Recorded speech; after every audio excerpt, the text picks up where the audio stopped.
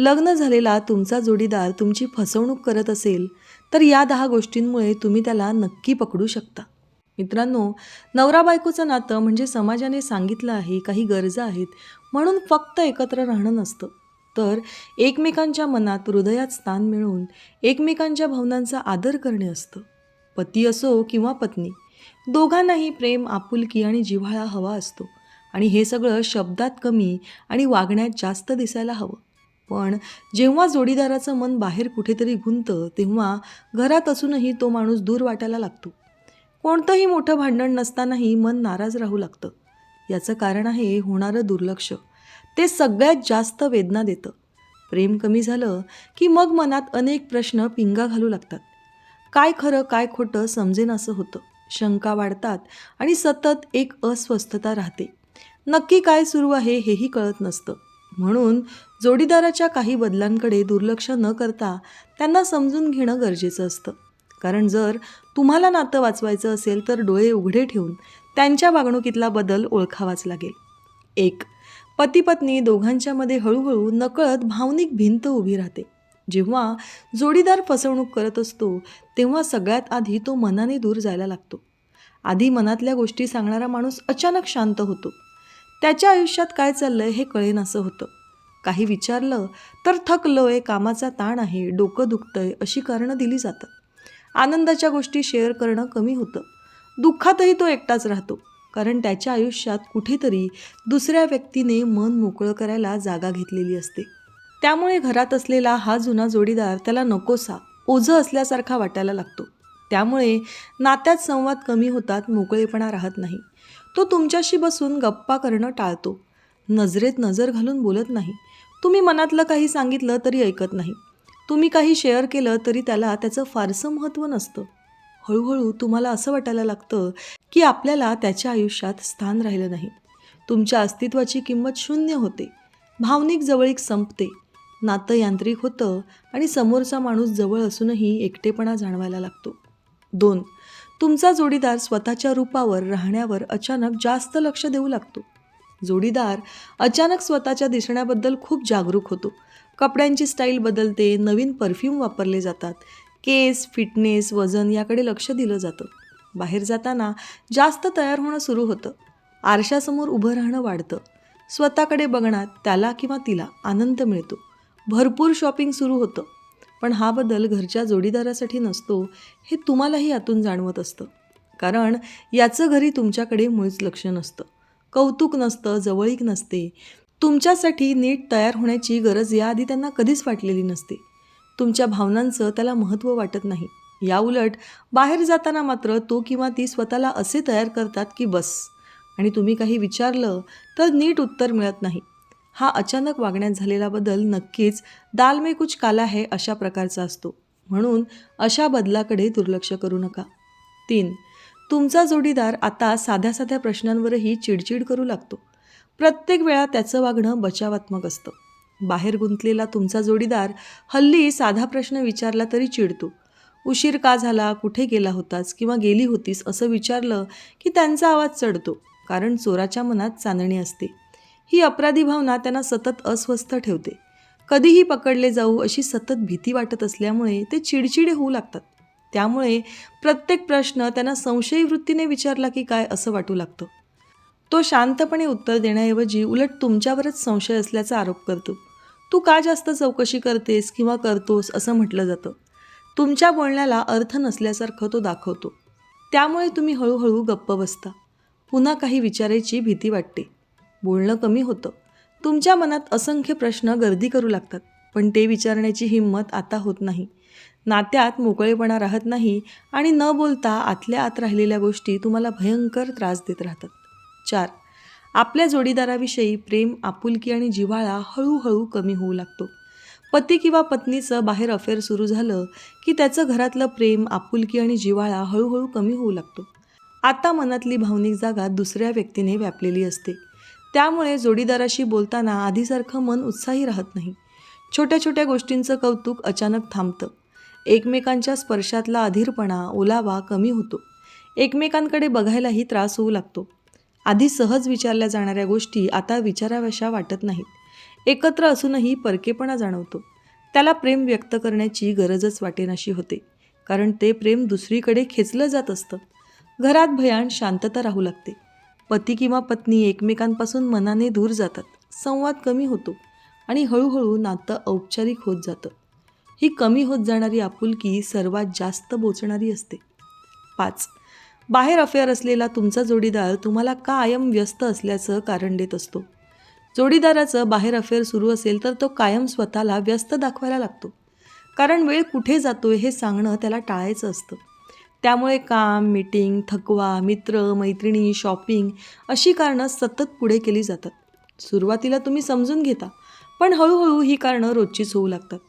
तुमचा फोन उचलायलाही आता त्याला वेळ नसतो. मेसेजला उत्तर दिलं जात नाही. घरी यायला उशीर होतो. सुट्टीच्या दिवशीसुद्धा कामं सांगितली जातात, जेणेकरून तुम्हाला एकत्र बसता येऊ नये. व्यस्तपणा ही त्याच्यासाठी ढाल बनते, कारण त्यामुळे आपोआप प्रश्न टाळता येतात. यामुळे तुम्हाला असं वाटायला लागतं की त्याच्या आयुष्यात तुम्हाला जागा उरलेली नाही. या अशा वागणुकीकडे अजिबात दुर्लक्ष करू नका. 6. तुमच्या जोडीदाराच्या मोबाईल वापरण्यात, तो ठेवण्यात आणि सोशल मीडियात खूप जास्त बदल अचानक दिसू लागतात. तुमचा जोडीदार मोबाईल कायम स्वतःजवळ ठेवतो. फोन शक्यतो उलटा ठेवतो. पासवर्ड बदलत राहतो. कॉल्स बाहेर जाऊन घेतो. मेसेज कोणाचे आहेत हे दाखवत नाही. अचानक फोनवर हळूहळू बोलणं वाढतं. हसणंही वाढतं, पण विचारलं तर टाळाटाळ होते. रात्री उशिरापर्यंत ऑनलाईन असतो.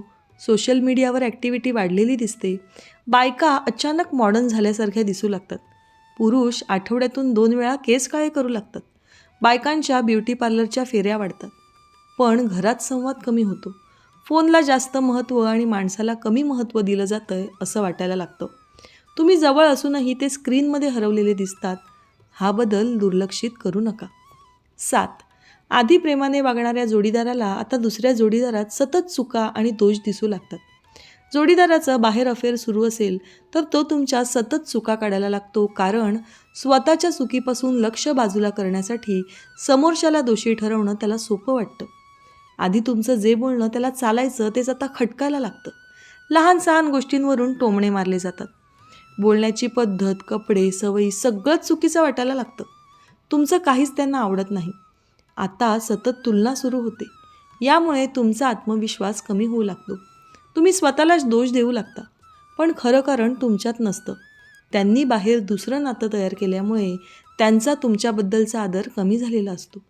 आतल्या आत अपराध भावनेतून तो चिडचिडा बनतो आणि ती चिडचिड तुमच्यावर काढतो. हे सतत ऐकणं खूप वेदनादायक ठरतं. 8. कधी अचानक खूप गोड वागणं, गिफ्ट देणं, माफी मागणं असं अनाकलनीय वागणं सुरू होतं. जोडीदाराचं बाहेर अफेअर सुरू असेल तर कधी तो अचानक खूप गोड वागायला लागतो, कारण आतून त्याला आपण चुकीचं काहीतरी करतोय याची जाणीव होत असते आणि त्या अपराध भावनेतून तो हे सगळं करतो. कारण नसताना गिफ्ट आणणं, उगाचच माफी मागणं, जास्त प्रेम दाखवणं या गोष्टी नैसर्गिक नसतात, तर केवळ चुकांवर पांघरून घालण्याचा तो प्रयत्न असतो. यातून क्षणभर तुम्हाला बरं वाटतं, पण आतून काहीतरी खोटं असल्याची जाणीव होते, कारण या गोडपणाला अर्थ नसतो. आज खूप प्रेम तर उद्या अचानक दुरावा दिसतो. बोलण्यात आणि वागण्यात सातत्य राहत नाही. हे खरं प्रेम नसतं. अपराध भावनेतून आलेला गोडपणा जास्त काळ टिकत नाही. उलट नातं अजूनच अस्थिर होत जातं. 9. घरात वेळ घालवणं कमी होत जातं. जोडीदाराचं बाहेर अफेअर सुरू असेल तर तो घरात वेळ देणं हळूहळू टाळायला लागतो, कारण घर त्याला प्रश्न विचारणारं ठिकाण वाटायला लागतं आणि बाहेरचं नातं त्याला हलकं आणि मोकळं वाटतं. त्यामुळे तो घरात राहण्यापेक्षा बाहेर राहण्यासाठी कारणं शोधतो. उशिरा येणं, बाहेरच थांबणं, कामाचं, मित्रांचं किंवा थकव्याचं कारण सांगणं हे रोजचं होतं. घरी आला तरी त्याचं मन घरात नसतं. तो शांत बसतो, फोनमध्ये गुंतलेला राहतो, तुमच्याशी बोलणं टाळतो, कारण बोलणं म्हणजे प्रश्न आणि प्रश्न म्हणजे सत्य उघड होण्याची भीती. घरातला वेळ त्याला अपराधी वाटायला लावतो. त्यामुळे तो ती वेळच कमी करतो. एकत्र जेवण, गप्पा, बसणं या सगळ्या गोष्टी थांबतात. घरात असूनही दुरावा जाणवतो. तुम्हाला असं वाटायला लागतं की तुम्ही घरात असूनही एकटे आहात. 10. भविष्यातले प्लॅन्स, योजना आणि निर्णय याविषयी कधीच चर्चा होत नाही. उलट ते विषय टाळले जातात. जोडीदाराचं बाहेर अफेअर सुरू असेल तर तो भविष्यातले प्लॅन्स आणि निर्णय मुद्दाम टाळतो, कारण त्याचं मन एकाच वेळी 2 ठिकाणी अडकलेलं असतं. त्यामुळे तो कोणालाच पूर्णपणे बांधील राहू शकत नाही. पुढच्या महिन्याचं, पुढच्या वर्षाचं किंवा आयुष्याचं नियोजन करताना त्याला भीती वाटते. आपण काय बोलावं, कोणाला धरून बोलावं, म्हणून तो विषय बदलतो किंवा गप्प बसतो. तुमच्याबरोबर बसून भविष्याबद्दल बोलणं त्याला अस्वस्थ करू लागतं. कारण अशा चर्चा त्याला जबाबदारीची आठवण करून देतात. निर्णय घेताना तो एकटाच निर्णय घेतो किंवा उशीर करतो. तुमचं मत विचारणं टाळतो. कधी नंतर बघू, नंतर ठरवू, सध्या डोक्यात नाही अशी उत्तरं दिली जातात. तुमचं भविष्य त्याच्या बोलण्यातून हळूहळू अदृश्य होऊ लागतं. नात्याची दिशा अस्पष्ट होते. तुम्हाला असुरक्षित वाटायला लागतं, कारण समोरचा माणूस आज तुमच्यासोबत असला तरी उद्याबद्दल काहीच बोलायला तयार नसतो. आणि हीच गोष्ट स्पष्ट करते की त्याचं मन या नात्यात राहू पाहत नाही. मित्रांनो, जोडीदाराबद्दल प्रेम, आपुलकी आणि जिव्हाळा अचानक संपत नाही. तो हळूहळू कमी होत जातो. पती किंवा पत्नीचं मन बाहेर गुंतलं की प्रेमाची भावना सुकत जाते. संवाद कमी होतो, सहवास असूनही एकटेपणा वाढतो आणि मनात न सांगता येणारी वेदना ठसठसू लागते. अशावेळी स्वतःला दोष देण्यात अर्थ नाही. प्रत्येक नातं विश्वासावर उभं असतं आणि तो विश्वास तुटला की सगळंच कोलमडतं. महत्त्वाचं म्हणजे स्वतःच्या भावना ओळखा. मनातली अस्वस्थता दाबून ठेवू नका. गरज असेल तर शांतपणे संवाद साधा आणि स्वतःचा सन्मान जपा. नातं टिकवणं महत्त्वाचं आहेच, पण स्वतःला हरवून नाही. शेवटी प्रेम जबरदस्तीने टिकत नाही. ते समजूतदारपणे, सचोटीने आणि खऱ्या प्रेमातूनच टिकते. मित्रांनो, दररोज विविध सकारात्मक विचारांसह आपण भेटत असतो. तुमचे जीवनही असेच सकारात्मक विचारांनी भरून जावो. तुमच्या मनातील सर्व चांगल्या इच्छा आकांक्षा पूर्ण होत. तुम्हाला सुख समृद्धी लाभो ही ईश्वराच्या चरणी प्रार्थना. मित्रांनो, आजचे विचार जर तुम्हाला आवडले असतील आणि ते पटलेही असतील तर कृपया व्हिडिओला लाईक आणि चॅनलला सबस्क्राईब करायला विसरू नका. उद्या पुन्हा भेटूया नवीन विचारांसह. तोपर्यंत धन्यवाद.